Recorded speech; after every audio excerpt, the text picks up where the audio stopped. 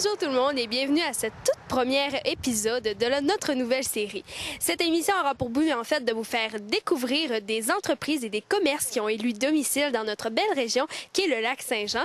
Et aujourd'hui, nous sommes à Pâtisserie Grand-Maman à Saint-Félicien et nous allons vous faire découvrir ce petit commerce. Humble to me, but ain't nobody got more hunger than me.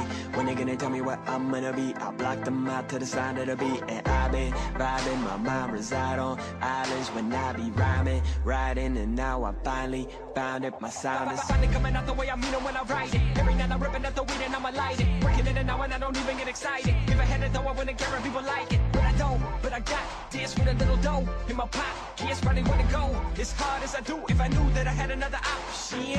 I'm grinding. Donc, on est avec Monsieur Gaétan Tremblay, qui est, lui, copropriétaire de la pâtisserie. Donc, bonjour, monsieur. Bonjour. Merci de nous recevoir dans votre pâtisserie. Donc, Grand-Maman, c'est quoi exactement? Grand-Maman, ça existe depuis les années 70, début 70, fin 60, en fin de compte.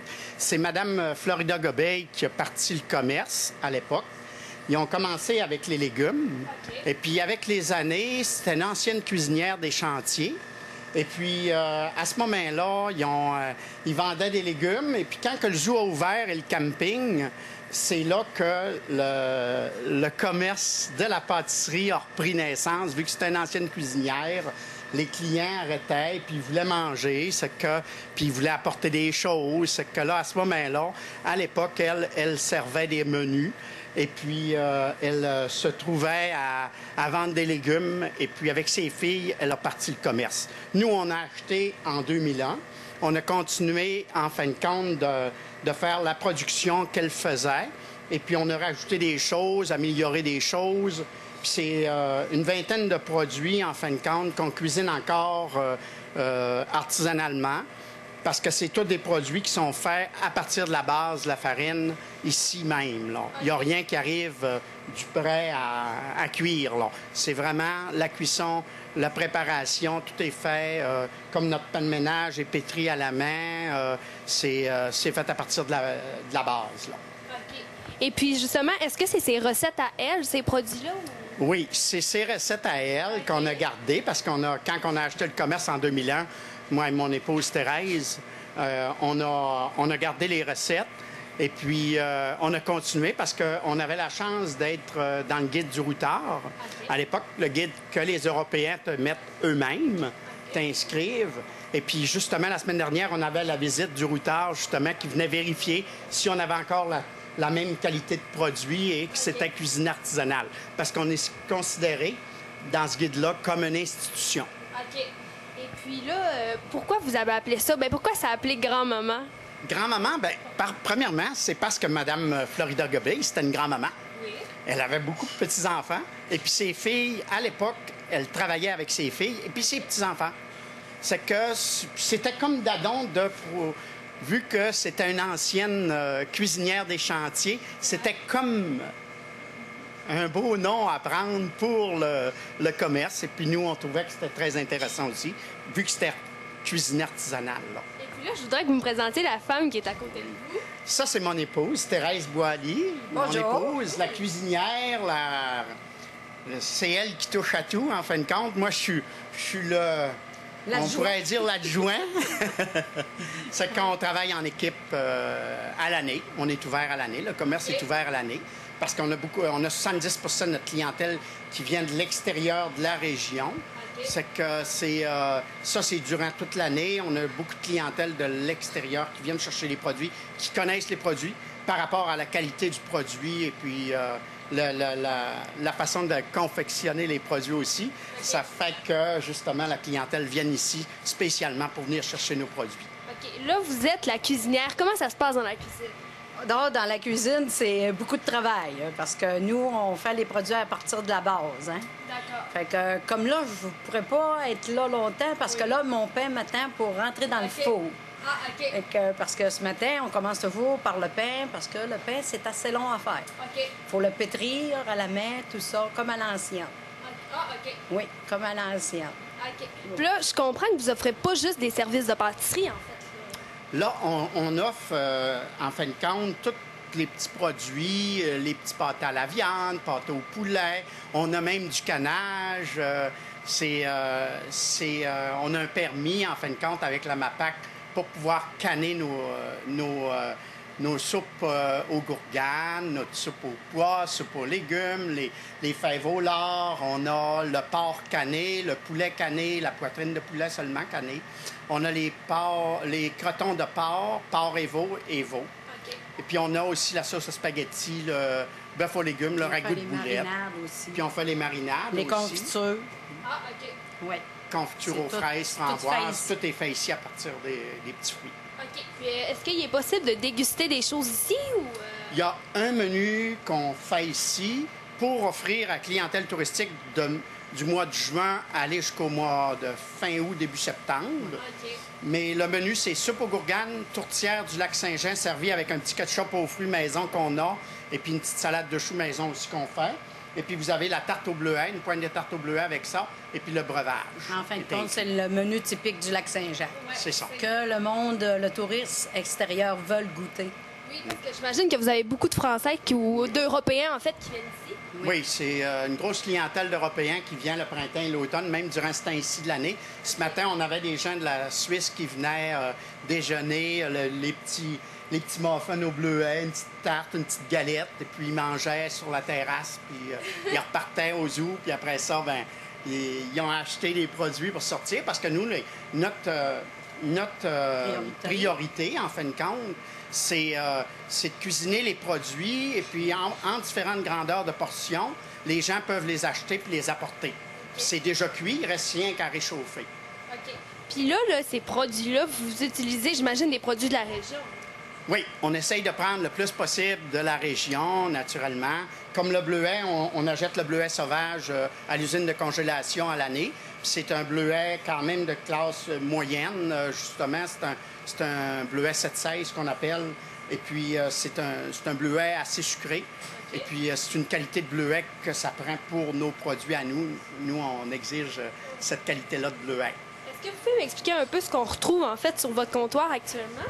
Actuellement, je vais te laisser avec ça. Oui. Ici, j'ai les confitures aux fraises, en fin de compte. On a le petit caramel maison avec sirop d'érable. Oh. Et puis, on a les confitures au bleuet. Puis, on a les confitures aux framboises. Et puis, j'ai de la confiture... Ça arrive... Comme là, on n'en a pas encore, là, mais ça arrive qu'on fait rhubarbe fraise, rhubarbe framboise. OK. Ça, c'est juste à rhubarbe aussi. OK. Mais là, on n'a pas fait encore. Là. OK. Puis on a aussi les betteraves qu'on fait. Notre ketchup aux fruits maison. Okay. Ça, c'est une spécialité de notre... Avec notre tourtière, nous, on vend beaucoup le petit ketchup aux fruits. Là. Okay. Puis aussi, on fait durant l'année, durant la saison, on a le ketchup vert aussi, qui est très populaire. Ouais. Mais là, cette année, on en a manqué. Ah. On n'avait pas fait assez. Puis on fait aussi les petites reliches à la betterave. Ah, OK. Oui. Ça, c'est vos galettes? C'est les galettes, c'est les pointes de tarte qu'on vend à l'unité. Les gens, des fois, ils aiment bien ça, les petits muffins au bleuet. Puis c'est sucre à crème, puis on a le sucre à crème, puis le fudge aussi. OK. Puis on a les petites galettes au gruyot, la petite galette à mélasse raisin, qui est demandée souvent, et puis la galette à l'avoine, puis la galette à mélasse. Parfait. On peut goûter une galette? Oui. Oui. On peut goûter une petite galette. Oui. Une petite galette à la mélasse qu'elle vient de faire. Ouais. Et puis, il a bien fait ça, hein? Très bien fait ça, franchement, là. Ça.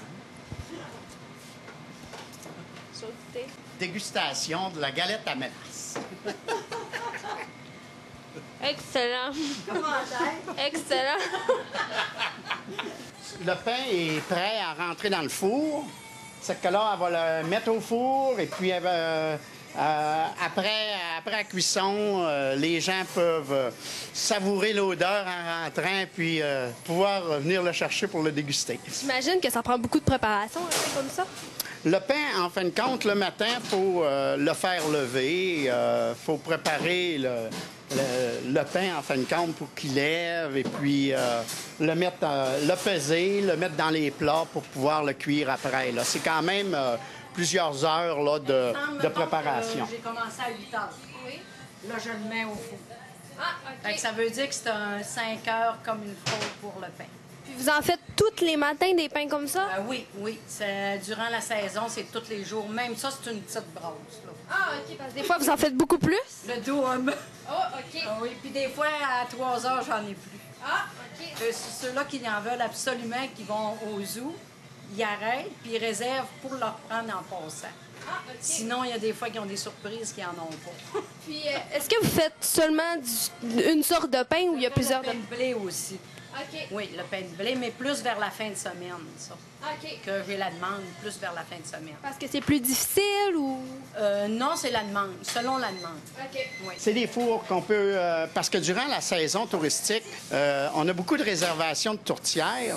Et puis, à ce moment-là, supposons que les gens veulent avoir une 30 personnes. Pour 30 personnes, les tourtières sont beaucoup plus grandes. C'est que j'ai 2 autres fours. Mais ces fours-là, en fin de compte, durant la saison touristique, ça arrive qu'on est obligé de les ouvrir le matin parce qu'on a trop une grosse commande de tourtières à faire ou la veille, on a vendu beaucoup. C'est que là, il faut faire beaucoup de petites tourtières. C'est qu'on peut en rentrer quand même peut-être une dizaine dans chaque des petites. Et puis des grosses, on peut en rentrer 4-5 à la fois. C'est que ça fait bien. Ouais. Puis ça, j'imagine que c'est pas... vous avez dû rénover, améliorer, en fait, les fours que vous aviez. Est-ce que c'est les originaux? Oui, celui-là, c'est les fours qu'il y avait. Par contre, le Carlin qu'il y a là, où ce qu'a fait le pain, c'est un four à convection. OK. Puis nous, c'est des fours qui fonctionnent tout au gaz, au propane. Et puis, c'est sûr que le four à convection, c'est le four qui sert pour le pain, pour les galettes, pour les gâteaux, les choses qu'on fait comme ça. Tandis que l'autre four, c'est plus un four pour, justement, les tourtières. Et puis, j'ai 2 autres fours aussi, puis avec les ronds, là. Ça, c'est un vieux four qu'elle avait dans les chantiers. Ces 2 gros fours-là, c'était les fours qu'elle avait dans les chantiers à l'époque. Ah, OK. Puis je peux vous dire qu'ils vont encore très bien.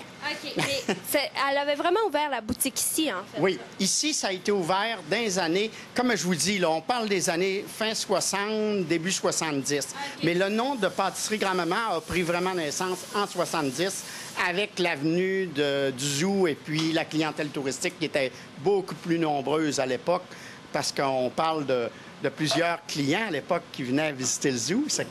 Puis avec le camping, avec les années, bien, le camping nous fait connaître beaucoup plus au niveau provincial et même à l'extérieur du pays, là, du Canada. Là.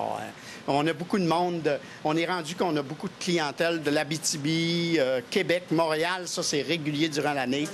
Vous avez combien d'employés pour vraiment tout faire le travail qui se fait artisanal? Ici, là, mon épouse a vraiment la main partout. OK. Et puis, moi, c'est pour ça que je suis là pour l'aider. Puis, j'ai une de mes belles-sœurs qui travaille avec nous durant la période touristique. OK, parce que vous aussi, vous mettez la main à la pâte. Oui, oui. D'habitude, je m'occupe aussi de sortir les choses du four. Et puis, on a la vaisselle à faire, l'entretien à faire. C'est que tout ça à faire aussi, là. Est-ce que vous avez des spécialités, mis à part votre pain? Est-ce qu'il y a quelque chose là, qui fait vraiment la renommée de pâtisserie Grand-Maman?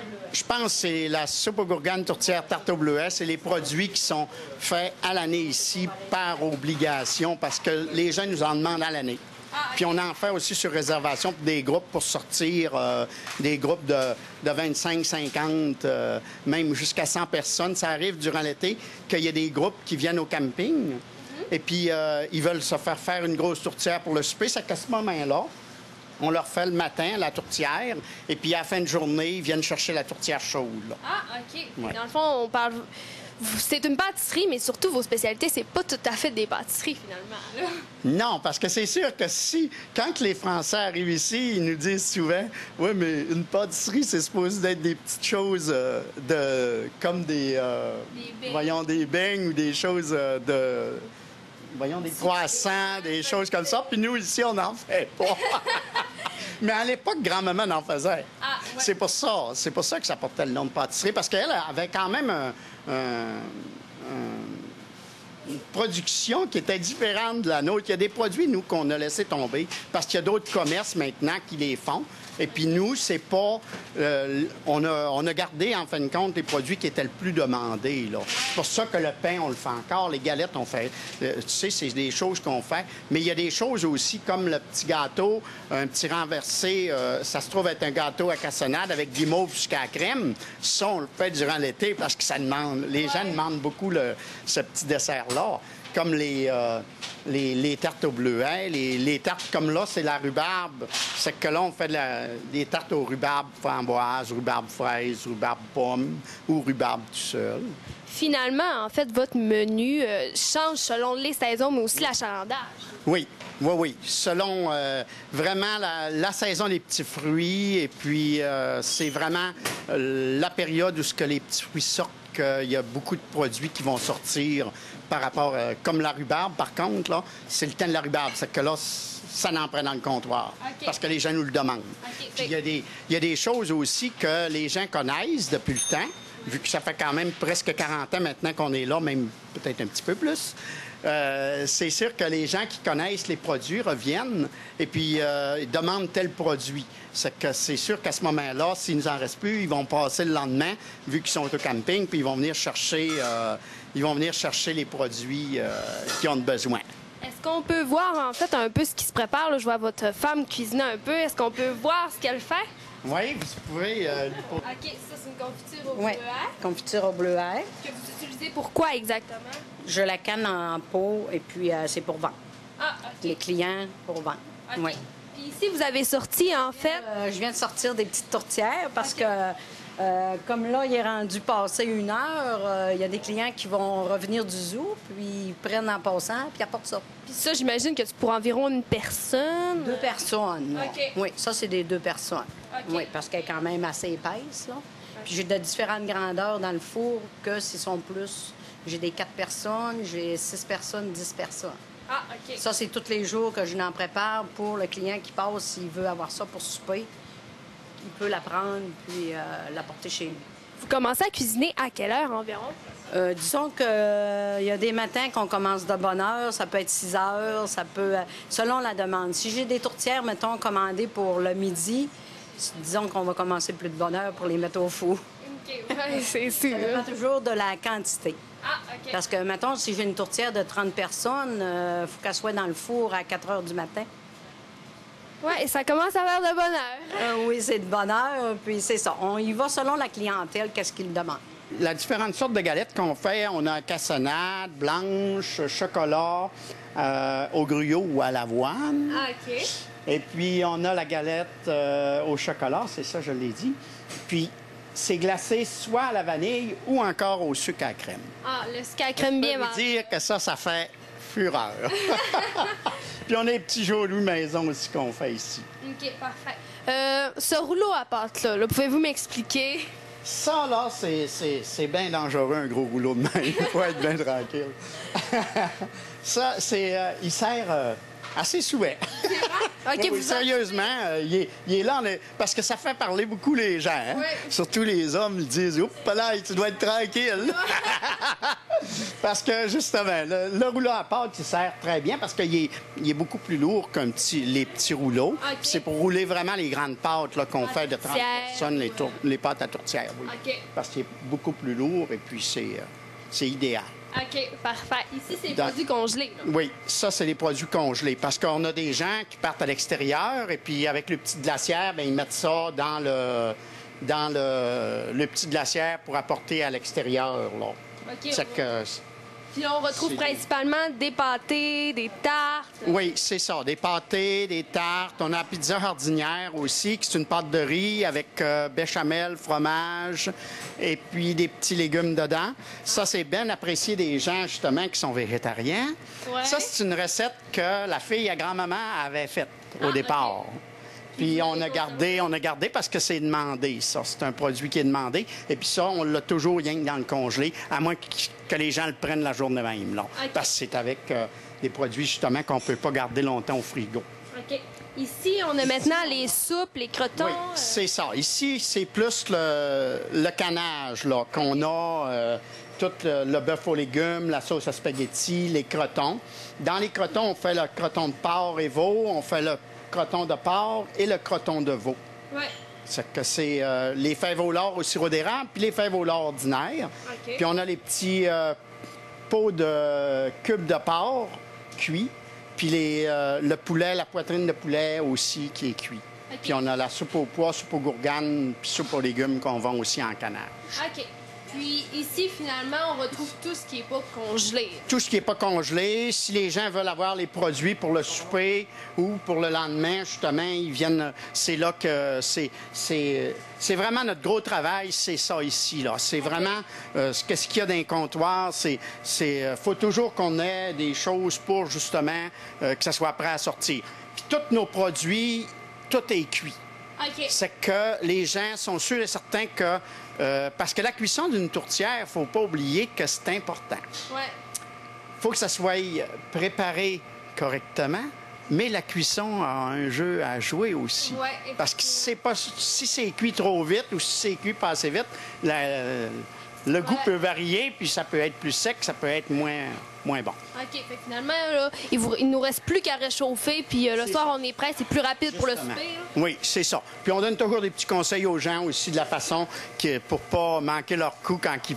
Supposons la tourtière qui apprennent congeler, bien on lui conseille toujours de la décongeler avant, parce que justement, vu qu'elle est déjà cuite, pour pas que ça soit sec, parce que si la mettre directement dans le four, c'est pas pour cuire, c'est vraiment pour réchauffer. C'est qu'à ce moment-là, on lui donne des petits trucs pour pas qu'elle soit sec, pour la faire réchauffer ou la faire pour qu'elle soit prête à manger. En fait.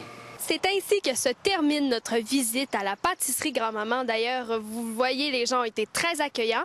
Et on se retrouve la semaine prochaine pour un tout nouveau commerce ou entreprise à découvrir.